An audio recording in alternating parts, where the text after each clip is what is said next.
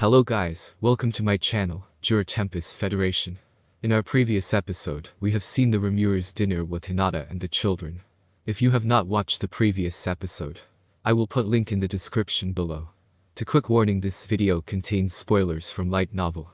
But before we proceeding further, please like, subscribe to my channel and hit notification bell for further update. Now in this episode, we will see the Midnight Conference. Now without further delay, let's proceed further. Alongside Benimaru, Shion and Diablo, I entered the conference room. Miles was already waiting nervously. Shuna was in charge of receiving the guests. Upon realizing our arrival, she began to prepare drinks for everyone. Gazelle-sama said he's on his way. As soon as Shuna said that, the door swung open as Gazelle entered the room. Have I kept you all waiting? No, we only just arrived as well. Now that we'd had our greeting, everyone was seated. Let's start with the conclusion. I contacted HQ this morning to have them gather the remaining gold coins. So far, we were able to gather 1,500 coins. It's not much, but we can't have the people pay for it. Moreover, we have to prepare it by tomorrow morning. This is our limit. If we were talking about gold coins in circulation, it wouldn't be so difficult to get enough. But if Gazelle was to withdraw gold coins without causing negative effects to the Dwarven Kingdom, this was as much as he could get. It went without saying that Gazelle was only willing to help because I requested him to exchange gold coins with our star gold coins. I'm really sorry, the amount seemed to be greater than I imagined. Thanks a lot. I'll have someone carry it over by Pegasus. It should arrive by next evening. 1,500 gold coins are quite heavy. I feel bad having them transported here. I should use Dimension Domination to get the money. It's probably safer and more insured. It's me who requested you guys. I'll be the one to get it. I see, you seem to know Dimension Transportation. That's indeed more secure. I understand, I'll inform them about this. That aside, let's talk business. Will this be enough to pay the merchants? About that. Unfortunately, we were still short by a bit. This founding festival was the first of its kind, so the budget we planned was huge. Therefore, the amount of gold coins required was pretty incredible, with 3,000 coins and more. This would be 300 million yen in the economy of my past life. Considering the economic scale of this world, that's an almost horrifyingly wasteful sum of money. This was simply how rich our treasury was. We had 1,500 star gold coins, which could be exchanged to roughly 150,000 gold coins. That's why we didn't spare their usage. After all, it was just 2,000 to 3,000 coins. It wasn't that our nation had no money, we could manage to pay if exchange were possible. But since the people at the receiving end were all retailers and small businesses, this did not work. And so we had to find gold coins from our treasury. Our nation just managed to get into currency economy. The flow of gold coins at this point was still limited. Even though we'd gathered all sorts of silver coins, there were less than 100 gold coins of the Dwarven Kingdom. This, plus my own money, made 300 gold coins. Miles managed to gather around 1,000 coins. This added up to approximately 1,400 coins. Even with the addition of Gazelle's part, we still didn't have 3,000 coins. Not enough, still. I've calculated a bit, we are still a couple of hundred coins short. Even if your budget shortage was calculated so casually, how on earth did you manage to hold this type of celebration? I just came up with the idea. The duration is short anyway, so I can't really help myself not to. I don't even know where to start my grievances with you. Gazelle sighed greatly, looking at me dumbfounded. But that's because everyone was for it. No one objected. I wanted to argue back loudly, but doing that may have caused Gazelle to lose his temper completely. A sober Gazelle was pretty scary, and I was a smart guy, so I decided not to say anything regretful. If that's the case, shall I pay the remaining portion? Halfway through our conversation, someone suddenly cut in. Curious who it was, I turned towards the direction.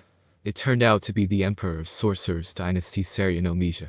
Gazelle sitting next to me showed an expression of disgust upon seeing Omija. It was for a brief second, but enough for people to notice the change.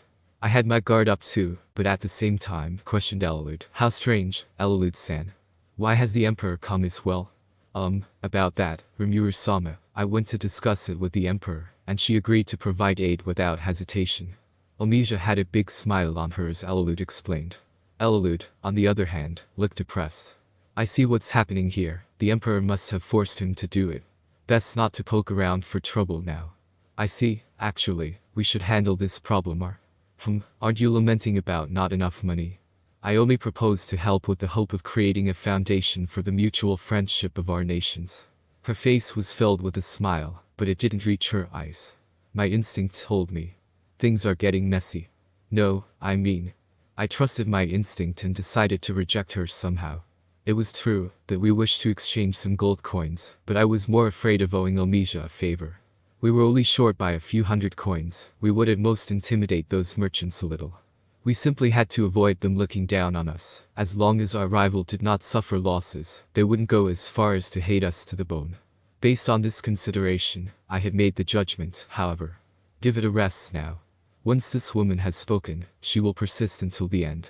It's far worse dealing with her than a whole group of merchants. You'd be better off accepting her help nicely now, Gazelle commented unimpressively, while switching to the same depressed expression as Elalud. How surprising, it seems that even the great hero King Gazelle finds it difficult to deal with Emperor Omija. Gazelle-chan, are you speaking for me? I am so happy, Omija smiled as she couldn't hide her joy. She called Gazelle-chan, the relationship between the two could be reflected in that sense. Please don't call me that. Doesn't matter, what do you really want? You are still so serious, not a free-spirited man like your grandpa was. It's because of the type of person my grandfather was that my father works so hard. Let's put that aside and get to the point now. Gazelle's personality was pretty free-spirited in reality, but he often played the role of a rigorous ruler. This was largely due to him observing the hard work of his father as he grew. While the former king still ruled the nation, Gazelle was having the time of his life during the last free period of his life.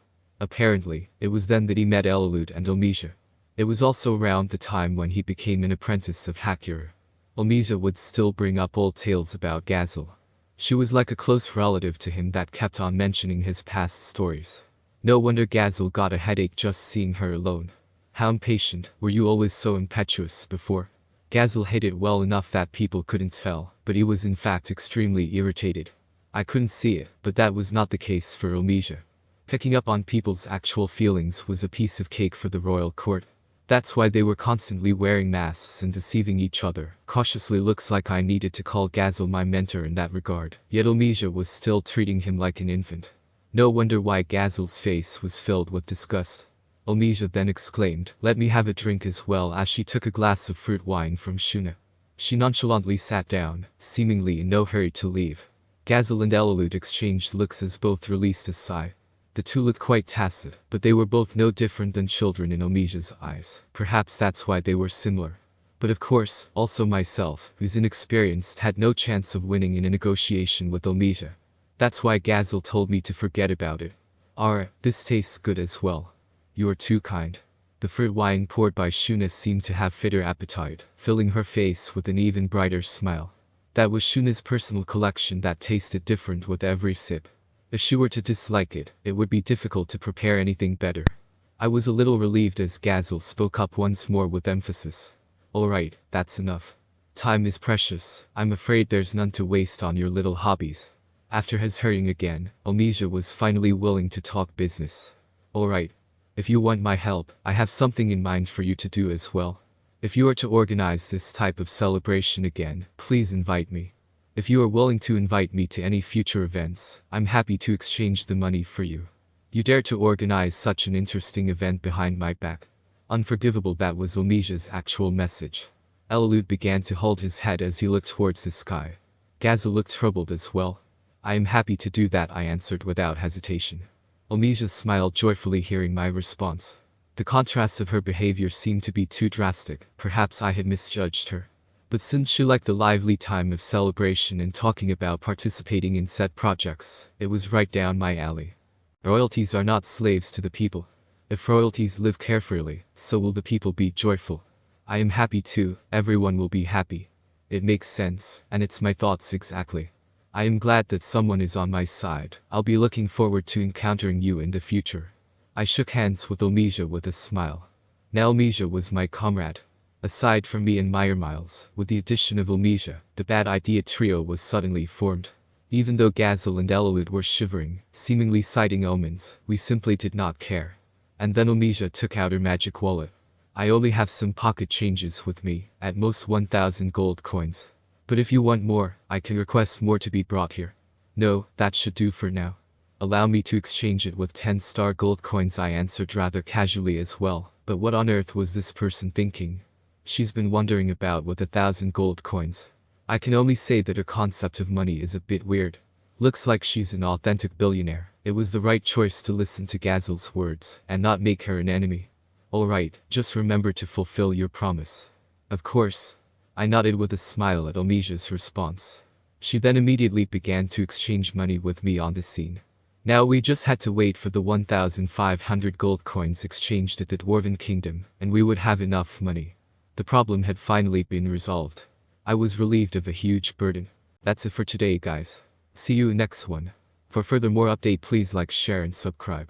And do not forget to push notification bell.